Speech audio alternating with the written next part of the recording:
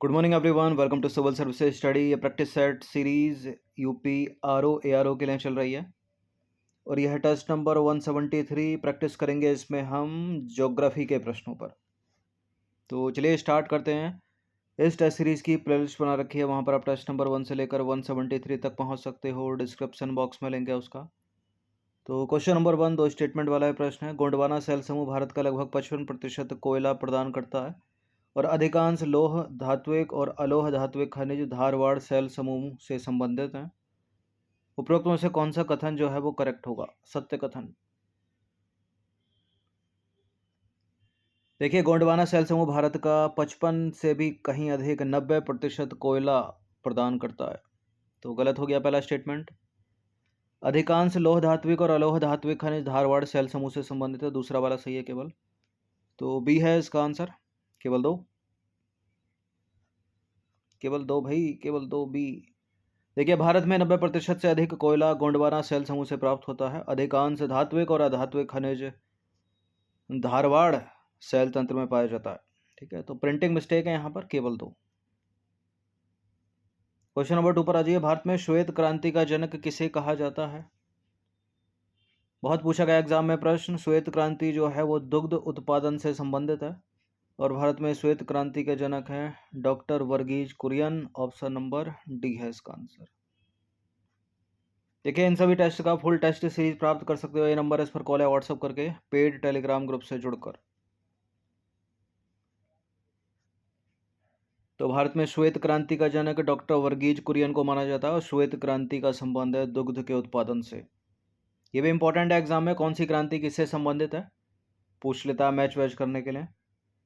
Question number 3 पर आ जाइए। दो स्टेटमेंट वाला ये सवाल है, निम्नलिखित कथनों पर विचार करेंगे। फ्लेरिस माइनर गेहूं की फसल में एक खरपतवार है और बथुआ जो है वो खरीफ की फसल का एक खरपतवार है।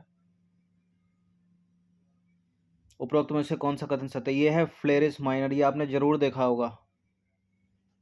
ठीक है, ये गेहूं की फसल में पाया जाता है, गेहूं की फसल का खरपतवार है, तो करेक्ट है पहला स्टेटमेंट। जो बथुआ है वो खरीफ की फसल का नहीं बल्कि रबी की फसल का खरपतवार है, तो दूसरा वाला स्टेटमेंट गलत है। ठीक है, खरीफ में तो धान हो गया, लेकिन ये गेहूं जो है वो रबी की फसल है। तो फ्लेरिस माइनर मतलब ये भी और ये भी बथुआ, ये दोनों के दोनों गेहूं की फसल में खरपतवार है, यानी एक तरह से रबी की फसल में खरपतवार है। तो पहला वाला तो करेक्ट है, दूसरा वाला इनकरेक्ट है और सत्य अपने को बताना, तो केवल एक इसका आंसर हो जाएगा।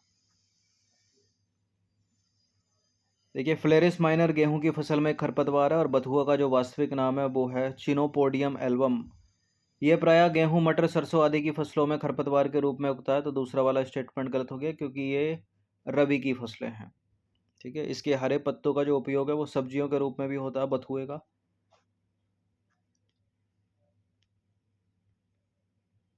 क्वेश्चन नंबर 4 पर आ जाइए। भारत के विभिन्न क्षेत्रों में उत्पादित सुल्ताना, गुलाबी और काली चंपा निम्नलिखित में से ये जो फल हैं वो कौन से फलों की किस्में हैं? शरीफा, आम, सेब, अंगूर।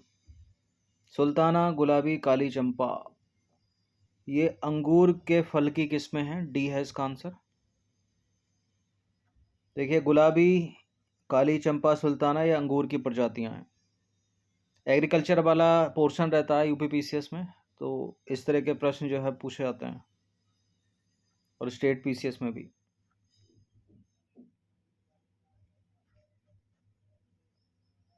क्वेश्चन नंबर 5 पर आ जाइए।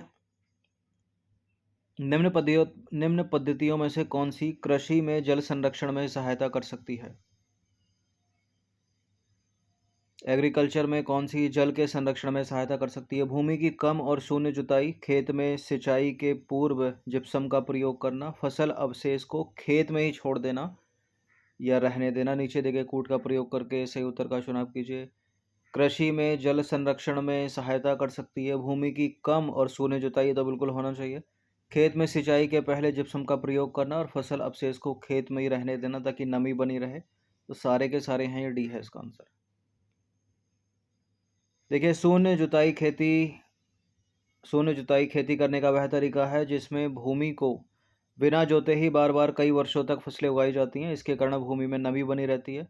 और खेत में सिंचाई के पूर्व जिप्सम का प्रयोग तथा फसल अवशेष को खेत में ही रहने देने के कारण जो है भूमि में नमी में वृद्धि होती है। इस प्रकार यह तीनों ही पद्धतियां कृषि में जल संरक्षण में सहायता कर सकती हैं। तो डी है आंसर। क्वेश्चन नंबर 6 है, इन चार में से किसी एक की बात हो रही है। इस नदी का उद्गम ब्लैक फॉरेस्ट से होता है। यह अनेक देशों से होती हुई पूर्व की ओर प्रवाहित होती है और यूरोप की दूसरी सबसे लंबी नदी है। और यह नदी डेन्यूब डेल्टा से होती हुई काला सागर में गिरती है। देखिए बोल्गा तो हो नहीं सकता क्योंकि बोल्गा यूरोप की सबसे लंबी नदी है। यहाँ यूरोप की दूसरी सबसे लंबी की नदी की बात कर रहा है। ये डेन्यूब डेल्टा से होती हुई काला सागर में गिरती है। तो ये डेन्यूब नदी है, बी है इसका आंसर। उपर्युक्त परिच्छेद डेन्यूब नदी का वर्णन कर रहा है, जो यूरोप की दूसरी सबसे लंबी नदी है। वोल्गा की बात करें तो वोल्गा यूरोप की सबसे लंबी नदी है, कैस्पियन सागर में गिरती है। और वोल्गा नदी यूरोप तथा यूरोपीय रूस की सबसे लंबी नदी तथा रूस का महत्वपूर्ण जलमार्ग है।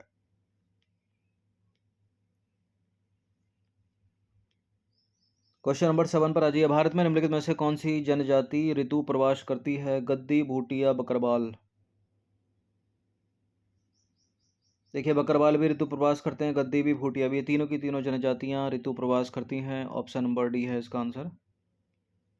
तो विकल्प में दी गई तीनों जनजातियां जो है वो ऋतु प्रवास करती हैं। अब ऋतु प्रवास होता क्या है? ऋतु प्रवास एक प्रकार का पशुचारण या खानाबदोश है, जो निश्चित गर्मी और सर्दियों के चरागाहों के बीच पशुधन की मौसमी आवाजाही है। ये ऋतुओं के आधार पर अपने पशुओं के साथ प्रवास करते हैं। और पर्वतीय क्षेत्रों में इसका तात्पर्य गर्मियों में उच्च चारागाहों और सर्दियों में निचली घाटियों के बीच आवागमन से है।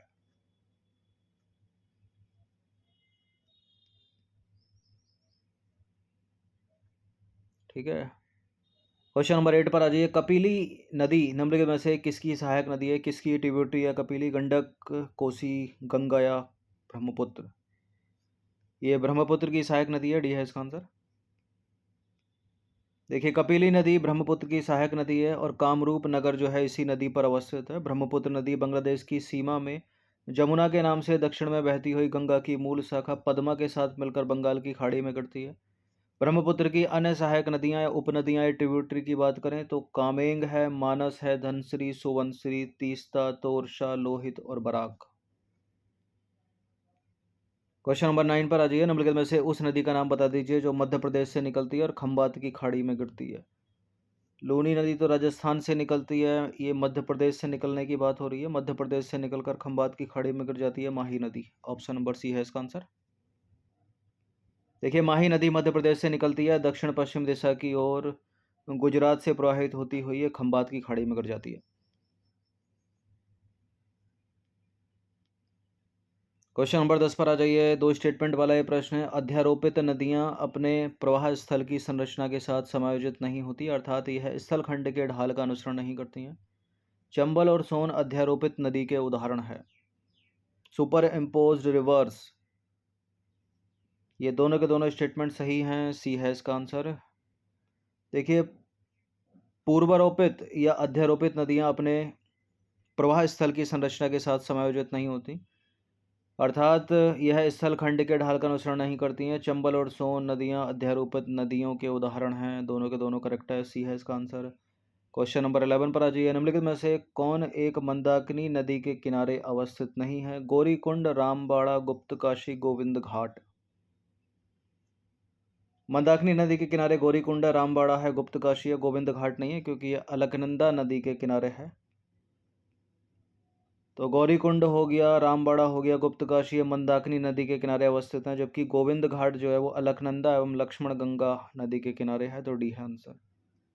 दो स्टेटमेंट वाला प्रश्न है। 12वां प्रश्न, पहला स्टेटमेंट है पश्चिमी राजस्थान की मिट्टी में कैल्शियम की मात्रा अधिक है और लूनी केवल राजस्थान में प्रवाहित होने वाली एक नदी है। ऐसा नहीं है, लूनी गिरती तो मतलब समाहित होती है गुजरात के रण के कच्छ में। राजस्थान और गुजराती केवल जो लिख दिया है गलत है यहाँ पर, केवल पहला वाला ही करेक्ट है, यहाँ पर ए है इसका आंसर। तो पश्चिमी राजस्थान के अंतर्गत आता है जैसलमेर, बीकानेर, बाड़मेर, जालौर, जोधपुर, गंगानगर, सिरोही, झुंझुनू, पाली, सीकर। और इन जिलों की मिट्टी कैल्शियम यानी चूना आधारित क्षारीय एवं लवणीय प्रकार की होती है। तो करेक्ट हो गया पहला स्टेटमेंट। अब आ जाइए लूनी नदी पर, यानी दूसरा स्टेटमेंट जो कि गलत है। लूनी नदी की बात करें तो प्राचीन नाम है इसका लवणवती। भारत के राजस्थान और गुजरात राज्यों में बहने वाली एक नदी है, ऐसा नहीं है केवल राजस्थान में। यह अरावली पर्वत के निकट अजमेर जिले के नाग पहाड़ से उत्पन्न होकर दक्षिण पश्चिम क्षेत्र में राजस्थान के अजमेर, नागौर, पाली, जोधपुर, बाड़मेर, बालोतरा और जालोर में 330 किलोमीटर प्रवाहित होते हुए गुजरात में कच्छ के रण में जाकर समाहित हो जाती है। तो राजस्थान में भी बहती है, गुजरात में भी बहती है, ऐसा नहीं है केवल राजस्थान में, इसलिए गलत है दूसरा वाला स्टेटमेंट। 13वां प्रश्न, दो स्टेटमेंट वाला। निम्नलिखित कथनों पर विचार करेंगे। गंगा के मैदान की पुरानी कछारी मिट्टी को बांगर कहा जाता है और नई पूछ ले तो खादर। इन मिट्टियों का जो रंग होता है वो पीला होता है, रक्ताभ भूरा। ठीक है, पीला रक्ताभ भूरा होता है, यानी पेल रेडिश ब्राउन। बिल्कुल ये करेक्ट है, दोनों के दोनों स्टेटमेंट। सी है इसका आंसर। यहीं अगर खादर होता तो गलत हो जाता। गंगा के मैदान की पुरानी कछारी मिट्टी को बांगर, और ये बांगर जो है कम उपजाऊ होती है और खादर जो है वो अधिक उपजाऊ होती है। ये पुरानी जलोढ़ है, खादर नई जलोढ़ है। सी है इसका आंसर। तो बांगर की बात करें, पुरानी जलोढ़ मिट्टी वाले भूभाग हैं। इस प्रकार की जलोढ़ के लगातार एकत्रित होने पर छज्जे जैसी संरचना बन जाती है, जो बाढ़ प्रभावी मैदान के स्तर जितनी ऊपर उठ जाती है। और कंकरों के संरक्षण के कारण यह जगह प्रायः अनुर्वर रहती है। और गंगा के मैदान की पुरानी कछारी मिट्टी को बांगर कहा जाता है। इन मिट्टियों का जो रंग है वो पेल रेडिश ब्राउन होता है। देखिए, भारत की मिट्टियों में जलोढ़ मिट्टी जो है ना, एलुवियल सॉइल इसको बोलते हैं, ये सर्वाधिक उपजाऊ होती है। और जलोढ़ मिट्टी कितने प्रकार की? दो प्रकार की, खादर और बांगर। ये जो बांगर है वो पुरानी है और जो खादर है वो नई है।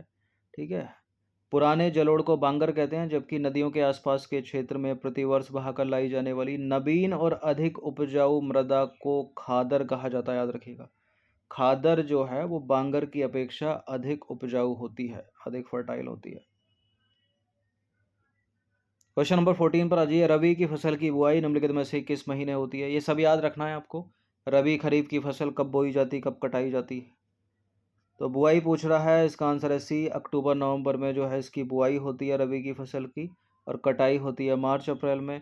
और रबी की फसलें कौन कौन सी? गेहूँ, जौ, चना, मटर, सरसों, मसूर, आलू, ये सब रबी की फसलें हैं। क्वेश्चन नंबर 15 पर आ जाइए। निम्नलिखित कथनों पर विचार करेंगे। दो कथन है यहाँ पर, कौन सा इसमें करेक्ट होगा? भारत कपास के पौधे का आदि निवास है, और विश्व में भारत पहला देश है जहाँ कपास की संकर किस्म विकसित हुई। बिल्कुल, कपास, भारत जो है कपास के पौधे का आदि निवास है, और भारत विश्व में वो पहला देश है जहाँ कपास की संकर किस्म विकसित हुई। ये दोनों के दोनों करेक्ट हैं, स्टेटमेंट सी है इसका आंसर।